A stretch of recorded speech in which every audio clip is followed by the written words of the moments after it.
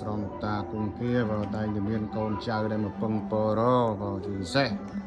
ត្រូវអំពើបំពាន់ក៏បាក់បែកក្រុមគ្រួសារមានហាងដូចថាគេបិទផ្លូវណាក៏មានពពួកគេចំណែនឈ្នានេះគេជួគ្រូចាមបិទផ្លូវកូនចៅនោះមិនសូវមានភ្ញៀវជារិឈឺអីចាក់ដោតក្នុងខ្លួនអីជាដើមខ្លះទៅឆុងឆ្នាំបើដូចថាមានឆ្នាំចឆ្នាំកុលឆ្នាំអាសាញ់ណាក៏ឆុង2025នេះបើ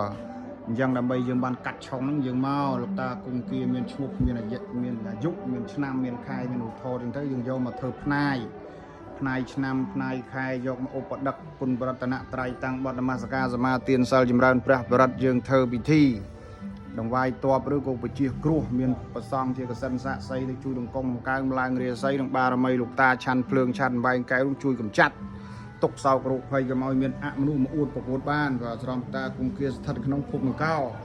ឃុំខាត់ធំស្រុកព្រៃឈរខេត្តកំពង់ចាមឡៃមួយលើកិច្ចការសារពើហ្នឹងគឺតកូនចៅមកពីពេញមកចូលតាមខ្លងទ្វារវត្តពូរីក្រមកភូមិនកោសួរលោកតាគ្រូឆាន់ភ្លើងឆាន់បែងកែវហ្នឹងបើលោកតានៅរស់ទេបើយ៉ាងកូនចៅអញ្ជើញយើងមកណាតាក់តងលេខទូរស័ព្ទ096 9គុត22 674 077 45 950គុតសូមអនុមោទនាបើឲ្យលោកតាក៏ជាអាចារ្យវត្តផងបើទៅប្រឡងនៅក្រសួងទៀតណាបើកូនបើបញ្ហាបាក់បីក្រុមគ្រួសារបានបើអាចារ្យរវល់មិនបានទៅបើតឡើងអាសនៈទៅសុខចម្រើន